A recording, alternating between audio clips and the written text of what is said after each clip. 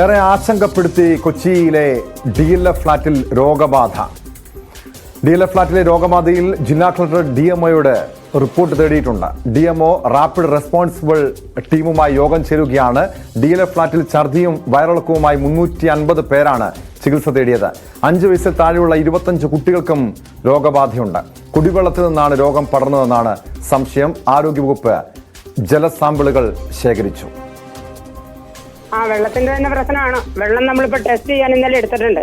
നമ്മുടെ ഹെൽത്തുകാര് DMO എല്ലാവരും ഇന്നലെ വന്നിട്ടുണ്ടായിരുന്നു. നമ്മുടെ ഹെൽത്തിന്റെ 2 ഡോക്ടേഴ്സ് എല്ലാവരും ഇന്നലെ ചെന്ന് നമ്മൾ ടാങ്കുകളൊക്കെ പരിശോധിച്ചു. റിസൾട്ട് കിട്ടാൻ ഇത്തിരി വൈകും. പിന്നെ ഇവര് ഈ ടാങ്കിലെ വെള്ളം കൂടാതെ ജാറില് ഒരു 10-12 പേരെങ്കിലും ലോറിച്ചോടെ വെള്ളം ഇങ്ങനെ കൊടുക്കുന്നുണ്ട്. ജാറിൽ വെള്ളം പല സ്ഥലത്തു നിന്നും വെള്ളം വാങ്ങിക്കുന്നുണ്ട്. അതുപോലെ ഫുഡ് പുറത്തുനിന്ന് വാങ്ങിച്ചു കഴിക്കുന്നുണ്ട്. ടൊമാറ്റോ ഒരു 10-700 എണ്ണമെങ്കിലും ദിവസം അവിടെ വരണുണ്ടെന്നാണ് അതിന്റെ പ്രസിഡന്റ് ഇന്നലെ പറഞ്ഞത്. അത് എന്റെ വിഷയം എന്താണെന്ന് വെച്ചാൽ ഇപ്പൊ ഈ ടാങ്ക് എത്ര ക്ലീൻ ആണേലും ഇവര് താഴേന്നാണ് ഈ മഴവെള്ള സംഭരണിയിലോട്ട് ഈ വെള്ളം കൊണ്ടുപോകണത്. അപ്പൊ മഴ പെയ്തപ്പോ അവിടെയൊക്കെ വെള്ളം കയറിയായിരുന്നു. താഴെത്തട്ടിലൊക്കെ വെള്ളം കയറിയിട്ടുണ്ടായി. എന്നാൽ ആശങ്കപ്പെടേണ്ട സാഹചര്യമില്ലെന്നും പ്രശ്നങ്ങൾ പരിഹരിച്ചെന്നുമാണ് ഫ്ളാറ്റ് പ്രസിഡന്റ് മധുസൂദൻ പ്രതികരിച്ചത്. എന്നാൽ ഇക്കോളി ബാക്ടീരിയ ആണെന്ന് നേരത്തെ സ്ഥിരീകരിച്ചിരുന്നുവെന്ന് ഫ്ളാറ്റിലെ താമസക്കാരൻ അഡ്വക്കേറ്റ് ഹരീഷ് പറയുന്നു. കൃത്യമായ മുന്നറിയിപ്പ് നൽകുന്നതിൽ അസോസിയേഷന് വീഴ്ച സംഭവിച്ചു. മെയ് മാസത്തിൽ കുടിവെള്ളത്തിൽ നടത്തിയ പരിശോധനയിലാണ് ഇക്കോളി സ്ഥിരീകരിച്ചതെന്നും ഹരീഷ് പറയുന്നു. ഒരാൾ ചെയ്തിട്ടുണ്ട്, അയാളുടെ ഇതിൽ പ്രസൻസ് കാണിച്ചിട്ടുണ്ട്. പക്ഷെ അങ്ങേരുടെയും റിസൾട്ട് 10 ദിവസം ഓൾഡാണ്. Okay, it is not something today. It had happened. I am not saying there is no contamination. There was a contamination that has been sorted out. എൻ്റെ ഇന്നത്തെ റിസൾട്ട് വരാൻ തന്നെ 7 ദിവസം എടുക്കും. It will take me 7 days to get. In the meantime, I am trying to get private agencies who are reliable to come and test our water. If we can do that, we will get results faster. And if I can eliminate or identify the issue or the source of contamination, I'll be able to stop it. All are stable. There is no critical case as at present. People say that. ഈ പ്രശ്നം തുടങ്ങിയിട്ട് 2 ആഴ്ചയായി. 2 ആഴ്ചയായി പറഞ്ഞു കഴിഞ്ഞാൽ ആദ്യം പനി ഛർദിയാണ് തുടങ്ങിയത്. പിന്നെ വയറിളക്കം. ഇങ്ങനെ തുടങ്ങിയത് ഓരോ കേസുകളായി. പിന്നെ അത് കൂടി. ഈ കഴിഞ്ഞ 4 ദിവസമായിട്ടാണ് വളരെ രൂക്ഷമായ സിറ്റുവേഷനിലേക്ക് എത്തിയത്. ഒരു ഫ്ളാറ്റിൽ തന്നെ 2-3 ആൾക്കാർ, പ്രായമുള്ള ആൾക്കാർ, കുട്ടികൾ ഏറ്റവും കൂടുതൽ എഫക്റ്റഡ്. 29/5 ഇവിടുത്തെ വെള്ളം ടെസ്റ്റ് ചെയ്തിട്ടുണ്ട്. 29/5 ടെസ്റ്റ് ചെയ്തിട്ട് അതിൽ ഈക്വളി പ്രസൻസ് കാണിച്ചിട്ടുണ്ട്. വെള്ളം നോട്ട് ഗുഡ് എന്നുള്ളത് അതിൽ എഴുതിയിട്ടുണ്ട്. പക്ഷെ അത് എന്തുകൊണ്ടോ നമ്മൾ ഇവിടുത്തെ അതോറിറ്റീസ് എല്ലാവരും അത് ചെയ്യുന്നുണ്ടാവുമായിരിക്കും. പക്ഷെ അതിനുശേഷം ഇത് രൂക്ഷമായിട്ട് കൂടുകയാണ് ചെയ്യുന്നത്. ഇന്നലെ മാത്രം ഓരോ ബ്ലോക്കിൽ 35 അപ്പാർട്ട്മെന്റ് എഫക്റ്റഡാണ്. ഇന്നലെ കണക്കെടുത്ത പ്രകാരം ഞാൻ ക്യൂ ബ്ലോക്കിലാണ്. ക്യൂ ബ്ലോക്കിൽ ഇന്നലെ 35 അപ്പാർട്ട്മെന്റിലെ ആൾക്കാർ എഫക്റ്റഡ് ആണ്. അത് കണക്ക് 300 അതിൽ കൂടുതലാണ്. ഇന്നലെ സൺറൈസിലെ സൂപ്രണ്ടിന്റെ മെസ്സേജ് പ്രകാരം മിഞ്ഞാന്ന് 42 ആൾക്കാരാണ് മിഞ്ഞാന്ന് മാത്രം അവിടെ പോയിട്ടുള്ളത്, അഡ്മിറ്റ് ആയിട്ടുള്ള പകുതി ആൾക്കാർ. അപ്പൊ ഇത് എങ്ങനെയാണ് വന്നത്? ടാങ്കർ വാട്ടറിൽ നിന്നാണോ വന്നത്, അല്ലെങ്കിൽ ഇവിടുത്തെ കിണറിലെ വെള്ളത്തിൽ നിന്നാണോ, അത് ഇതുവരെ ആർക്കും മനസ്സിലായിട്ടില്ല. അത് സെപ്പറേറ്റ് ചെയ്ത് ഒരു ഇൻവെസ്റ്റിഗേഷൻ നടത്തിയിട്ടില്ല. ഇത് സിറ്റുവേഷൻ ഇത്തിരി ഒരു പാനിക്കാണ്. പാനിക്കല്ല, എല്ലാവരും ഓക്കെയാണ്, എവരിത്തിങ് അണ്ടർ കൺട്രോൾ എന്ന് പറയുന്നത് അത് ശരിയായിട്ടുള്ളതല്ല. അതൊരു സ്റ്റേറ്റ്മെന്റ് ശരിയല്ല, മിസ്ലീഡിംഗ് സ്റ്റേറ്റ്മെന്റ് ആണ്. നവമി ദിനേശ് ചേരുന്നുണ്ട് കൊച്ചിയിൽ നിന്നും വിശദാംശങ്ങളുമായി. നവമി, കൊച്ചുകുട്ടികളടക്കം 350 പേരാണ് ഈ രോഗബാധയെ തുടർന്ന് ചികിത്സ തേടിയത്. അസോസിയേഷനും അവിടുത്തെ താമസക്കാരും പരസ്പരം ആരോപണങ്ങൾ ഉന്നയിക്കുന്നുണ്ട്. അസോസിയേഷന്റെ ഭാഗത്തുനിന്ന് കൃത്യമായ അറിയിപ്പുകൾ ഉണ്ടായില്ല എന്നൊക്കെയുള്ള ആരോപണമുണ്ട്. ഇപ്പോൾ DMO ഒരു ഉന്നതതല യോഗം വിളിച്ചിരുന്നു. ഈ യോഗം പൂർത്തിയായോ? എന്താണ് തീരുമാനം? ആശങ്കപ്പെടേണ്ട സാഹചര്യമുണ്ടോ?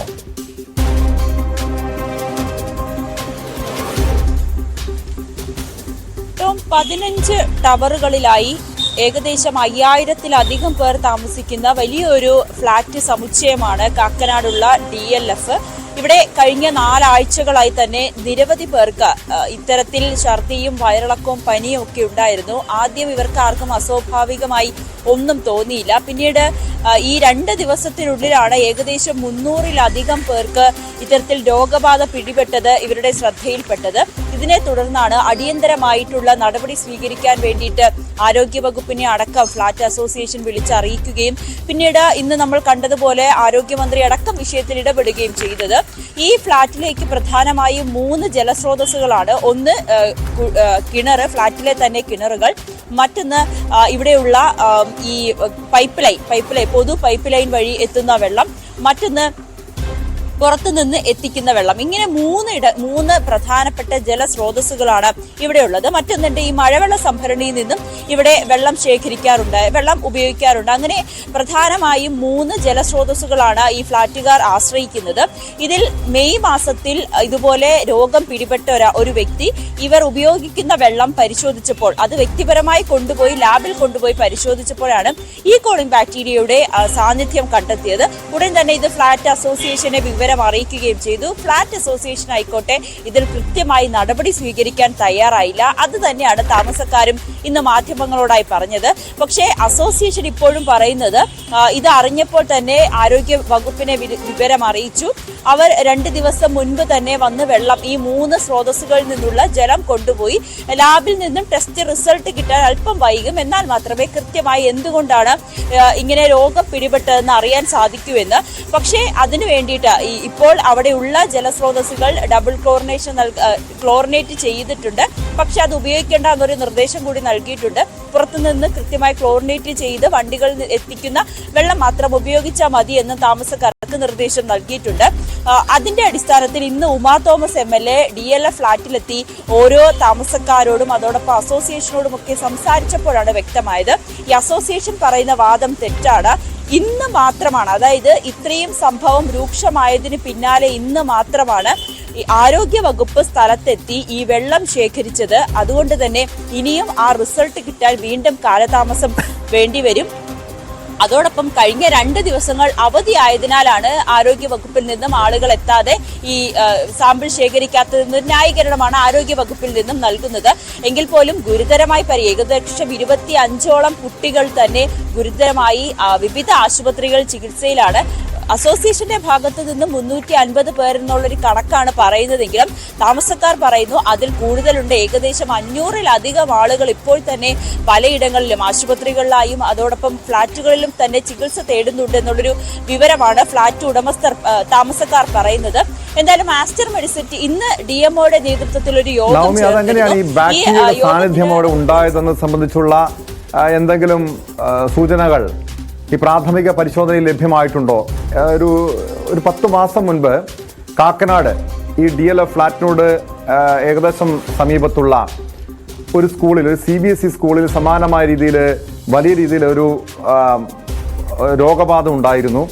അന്ന് അവിടുത്തെ ഒരു സ്കൂളിൻ്റെ യൂത്ത് ഫെസ്റ്റിനോടനുബന്ധിച്ചുള്ള നടന്ന ചടങ്ങിൽ അന്ന് അവിടെ പങ്കെടുക്കാനെത്തിയ കുട്ടികൾ അവിടെ നിന്നും വെള്ളം കുടിക്കുന്നു. പിന്നീട് നിരവധി കുട്ടികളാണ് രോഗബാധയെ തുടർന്ന് ആശുപത്രിയിൽ പ്രവേശിപ്പിക്കപ്പെട്ടത്. ഈ മേഖല കേന്ദ്രീകരിച്ച് അങ്ങനെ എന്തെങ്കിലും ഈ ബാക്ടീരിയയുടെ സാന്നിധ്യമുള്ള, കുടിവെള്ളത്തിൽ അത്തരം സാന്നിധ്യമുള്ള ഒരു പ്രദേശമാണോ? എത്രത്തോളം ഗൗരവത്തോടു കൂടിയാണ് ഈ വിഷയത്തെ ആരോഗ്യവകുപ്പ് സമീപിക്കുന്നത്? അങ്ങനെ ഒരു ബാക്ടീരിയയുടെ സാന്നിധ്യം മറ്റു പലയിടങ്ങളിലുണ്ട് എന്ന്, അല്ലെങ്കിൽ അതുമായി ബന്ധപ്പെട്ട പരിശോധനകൾ നടത്താനുള്ള നീക്കങ്ങൾ ഉണ്ടാകുന്നുണ്ടോ?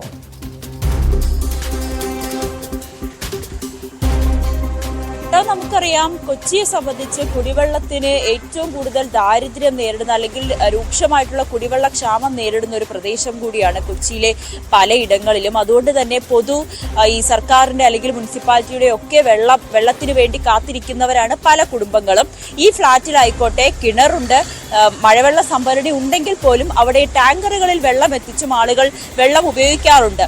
അതുകൊണ്ട് തന്നെ കൊച്ചിയുടെ പല ഭാഗത്തും ഇത്തരത്തിൽ കൃത്യമായി വെള്ളം എത്തുന്നുണ്ടെങ്കിൽ പോലും അത് ക്ലോറിനേറ്റ് ചെയ്തിട്ടുണ്ടോ എന്നുള്ള ഒരു പരിശോധന പലപ്പോഴും ആരോഗ്യ വകുപ്പിന്റെ ഭാഗത്തു നിന്നും ഉണ്ടാകുന്നില്ല. ഏറ്റവും ഒടുവിൽ നമുക്കറിയാം വേങ്ങൂരിൽ സംഭവിച്ചത് എന്താന്ന്. അവിടെ ഈ ഏകദേശം 2 പേര് മരിക്കുന്ന ഒരു സാഹചര്യമായി ഗുരുതരമായി 2 പേർ മരിച്ചു, ഗുരുതരമായി ICUയിൽ പ്രവേശിപ്പിച്ചവരുണ്ട്. അവിടെയും കൃത്യമായി ക്ലോറിനേറ്റ് ചെയ്യാത്തതാണ് ഇങ്ങനെയുള്ള വെള്ളം കുടിച്ച് ഇവിടെ മഞ്ഞപ്പിത്തം ഉണ്ടാകാൻ കാരണമെന്ന് ആരോഗ്യ വകുപ്പ് തന്നെ റിപ്പോർട്ട് നൽകിയിട്ടുണ്ട്. എങ്കിൽ പോലും ഇപ്പോഴും പലയിടങ്ങളിലും കൃത്യമായി ക്ലോറിനേറ്റ് ചെയ്യാത്ത വെള്ളമാണ് ആളുകൾ ഉപയോഗിക്കുന്നത്. ഇത് ആരോഗ്യ വകുപ്പിന്റെ ഒരു വലിയ വീഴ്ചയായിട്ട് തന്നെയാണ് നമുക്ക് ഉന്നയിക്കാൻ സാധിക്കുന്നത്. കാരണം ഈ ഓരോയിടത്തും എത്തിക്കുന്ന വെള്ളം അത് എത്രമാത്രം ശുദ്ധമാണ്, അത് ക്ലോറിനേറ്റ് ചെയ്തിട്ടുണ്ടോ, അത് കുടിച്ചാൽ എന്തെങ്കിലും ആരോഗ്യ പ്രശ്നങ്ങൾ ഉണ്ടാകുമോ എന്നത് യാതൊരുവിധ പരിശോധനയും ആരോഗ്യ വകുപ്പിന്റെ ഭാഗത്തു നിന്നും ഉണ്ടാകുന്നില്ല.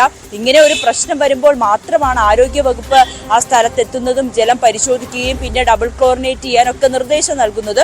അതിനപ്പുറത്തേക്ക് ഇതൊന്നും വരാതിരിക്കാനുള്ള ഒരു മുൻകരുതൽ ഈ ആരോഗ്യ വകുപ്പിന്റെ ഭാഗത്തു നിന്നും ഉണ്ടാകുന്നില്ല എന്നത് തന്നെയാണ് നമുക്ക് ഈ വേങ്ങൂരിലെയും പക്ഷേ മുനിസിപ്പാലിറ്റിയെ നേരത്തെ വിവരങ്ങൾ അറിയിച്ചിരുന്നു, ഈ അറിയിച്ചില്ല എന്നൊരു ആരോപണമുണ്ട്. അതുകൊണ്ടാണ് ഇങ്ങനെ വലിയ രീതിയിൽ ഒരു കുട്ടത്തോട് രോഗബാധ ഉണ്ടായതെന്ന ആരോപണമാണ് നേരത്തെ ഉമാ തോമസ് MLA ഉൾപ്പെടെയുള്ളവർ ഉന്നയിച്ചത്. ഇവിടെ യഥാർത്ഥത്തിൽ വീഴ്ച സംഭവിച്ചത് ഈ ഫ്ളാറ്റിന്റെ അസോസിയേഷൻ ഭാരവാഹികൾക്കാണോ, മുനിസിപ്പാലിറ്റിക്കാണോ, ആരോഗ്യവകുപ്പിനാണോ?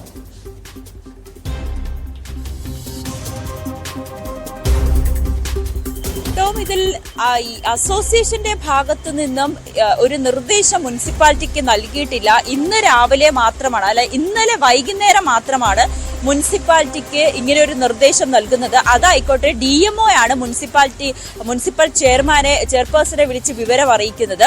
ഈ ഫ്ളാറ്റ് സമുച്ചയത്തിൽ തന്നെ ഇവരാരും തന്നെ ഈ വാർത്ത പുറത്തേക്ക് വിടുവാനോ അല്ലെങ്കിൽ മാധ്യമപ്രവർത്തകരെ ഉള്ളിലേക്ക് കടത്തുവാനോ അല്ലെങ്കിൽ കൃത്യമായിട്ടുള്ള വിവരം നൽകാനോ ആ അസോസിയേഷൻ തയ്യാറായിരുന്നില്ല. പിന്നീട് ഇത്രയും വിവാദമായതിനു ശേഷം ഉമാ തോമസ് MLA അടക്കം അവിടെ എത്തിയപ്പോൾ മാത്രമാണ് ഇവരൊരു പ്രതികരണത്തിന് തയ്യാറായത് പോലും. എന്തായാലും ഈ സംഭവം ഇവർ ആദ്യം തന്നെ ആരോഗ്യമന്ത്രിയെ അറിയിക്കുകയായിരുന്നു ചെയ്തത്. പിന്നീടാണ് ആരോഗ്യമന്ത്രിയാണ് ഈ വിവരങ്ങൾ ആരോഗ്യ വകുപ്പ് കീഴിലുള്ള മറ്റുദ്യോഗസ്ഥരെ DMO അടക്കമുള്ളവരെ വിവരം അറിയിച്ചത്. DMO ആണ് മുനിസിപ്പാലിറ്റിയെ വിവരം അറിയിക്കുന്നത്. അപ്പോഴാണ് മുനിസിപ്പാലിറ്റി ഇങ്ങനെ ഒരു സംഭവം നടന്നു എന്ന് പോലും അറിയുന്നത്. പിന്നീട് ഉമാ തോമസിനെ അറിയിക്കുകയും ഉമാ തോമസ് ഇവിടെ എത്തി. ഉമാ തോമസ് ആണ് കളക്ടറെ പോലും വിവരം വിളിച്ചറിയിച്ചത്. പിന്നീടാണ് കളക്ടർ DMOയോട് ഒരു റിപ്പോർട്ട് നൽകാൻ ആവശ്യപ്പെടുകയും അങ്ങനെ അസോസിയേഷന്റെ ഭാഗത്തു നിന്നും വലിയൊരു വീഴ്ച തന്നെയാണ് തുടക്കം മുതൽ സംഭവിച്ചത്. നേരത്തെ സൂചിപ്പിച്ചതുപോലെ തന്നെ മെയ്യിൽ ഒരു വ്യക്തിക്ക് ഇതേ സമാനമായ രോഗലക്ഷണങ്ങൾ ഉണ്ടായി. അദ്ദേഹം സ്വയം ഈ വെള്ളം ശേഖരിച്ച് കൊണ്ടുപോയി പരിശോധിച്ചപ്പോൾ അതിൽ ഈക്കോളിംഗ് ബാക്ടീരിയയുടെ സാന്നിധ്യം കണ്ടെത്തി. അദ്ദേഹം ഇത് കൃത്യമായ അസോസിയേഷനെ അറിയിച്ചിട്ട് പോലും അവർ നടപടിയെടുത്തില്ല എന്നുള്ളത് വലിയ വീഴ്ചയാണ്. മറ്റൊന്ന്, 2 ദിവസത്തിന് മുൻപ് തന്നെ ഈ സംഭവം അറിഞ്ഞിട്ടും ആരോഗ്യ വകുപ്പ് പോലും കൃത്യമായി ഈ വെള്ളം ശേഖരിക്കാനോ പരിശോധന നടത്താനോ ഒന്നും തയ്യാറായില്ല. അതുകൊണ്ട് ഈ അസോസിയേഷന്റെ ഭാഗത്തു നിന്നും ആരോഗ്യ വകുപ്പിന്റെ ഭാഗത്തു നിന്നും വലിയ വീഴ്ചയാണ് ഈ വിഷയത്തിൽ സംഭവിച്ചിരിക്കുന്നത്. വ്യക്തമാണ്. നവമി ദിനേശാണ് വിവരങ്ങൾ നൽകിയത്. കൊച്ചി കാക്കനാട്ട് DLF ഫ്ളാറ്റിലാണ് രോഗബാധയെ തുടർന്ന് 350ഓളം പേർ, കൊച്ചുകുട്ടികളടക്കം 350ഓളം പേർ ചികിത്സ തേടിയത്. ഈ സംഭവത്തിൽ ആരോഗ്യവകുപ്പിനും അസോസിയേഷൻ ഭാരവാഹികൾക്കും വീഴ്ച ഉണ്ടായി എന്നാണ് ഇപ്പോൾ പുറത്തുവരുന്ന വിവരങ്ങൾ. എന്താണ് യഥാർത്ഥത്തിൽ സംഭവിച്ചത് എന്ന കാര്യം അന്വേഷിച്ച് കണ്ടെത്തണം.